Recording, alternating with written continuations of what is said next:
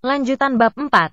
2. Ekologi budaya. 143. Bersama dengan warisan alam, juga warisan sejarah, seni dan budaya terancam. Warisan ini adalah bagian dari identitas bersama di suatu tempat dan dasar untuk membangun sebuah kota yang layak huni. Yang penting bukanlah membongkar ataupun membangun kota-kota baru yang disebut lebih ekologis. Namun tidak selalu lebih menarik untuk dihuni. Kita harus memperhitungkan sejarah, budaya dan arsitektur lokal untuk mempertahankan identitas aslinya. Maka ekologi juga berarti melestarikan kekayaan budaya umat manusia dalam arti yang luas. Secara khusus, kita dituntut untuk memberi perhatian kepada budaya lokal ketika mempelajari isu-isu yang berkaitan dengan lingkungan, sambil mendukung dialog antara bahasa ilmiah teknis dan bahasa rakyat. Inilah budaya. Bukan hanya dalam arti monumen masa lalu, tapi terutama dalam artinya yang hidup, dinamis, dan partisipatif, yang tidak dapat dikesampingkan ketika kita memikirkan kembali hubungan manusia dengan lingkungan. 144.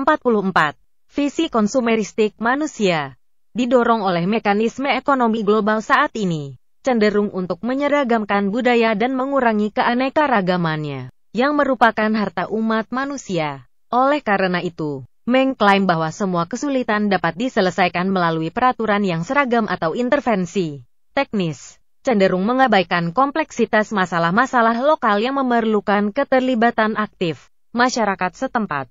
Proses-proses baru yang sedang berkembang tidak selalu dapat dimasukkan ke dalam skema-skema yang ditetapkan dari luar, tetapi harus berangkat dari budaya lokal sendiri. Karena kehidupan dan dunia adalah dinamis, maka pelestarian dunia harus fleksibel dan dinamis. Solusi-solusi yang teknis belaka berisiko menangani simptom-simptom dan tidak menjawab masalah-masalah yang terdalam. Ini mencakup perspektif hak bangsa-bangsa dan budaya, dan juga pemahaman bahwa pengembangan kelompok sosial mengandaikan suatu proses sejarah yang berlangsung dalam suatu konteks budaya, dan membutuhkan keterlibatan terus-menerus, terutama dari para pelaku masyarakat lokal, dengan bertolak dari budaya mereka sendiri. Juga gagasan kualitas hidup tidak dapat dipaksakan tetapi harus dipahami dari dalam dunia simbol dan adat yang menjadi milik masing-masing kelompok manusia. 145. Banyak bentuk eksploitasi dan degradasi lingkungan yang sangat intensif tidak hanya menguras sumber daya setempat, tetapi juga melemahkan kemampuan sosial yang telah mendukung suatu cara hidup yang sejak lama, memberi identitas budaya serta makna hidup dan bermukim bersama.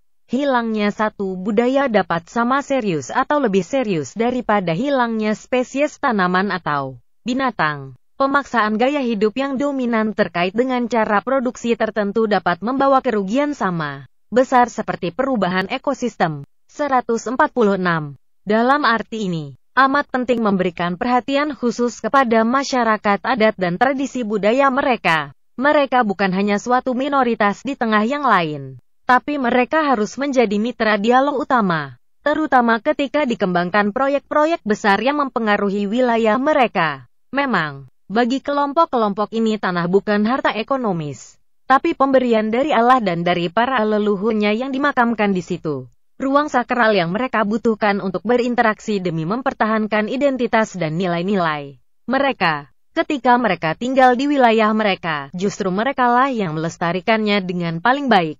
Namun, di berbagai belahan dunia, mereka berada di bawah tekanan untuk meninggalkan tanah mereka dan melepaskannya untuk proyek-proyek pertambangan serta proyek-proyek pertanian dan perikanan yang tidak memperhatikan kerusakan alam dan budaya.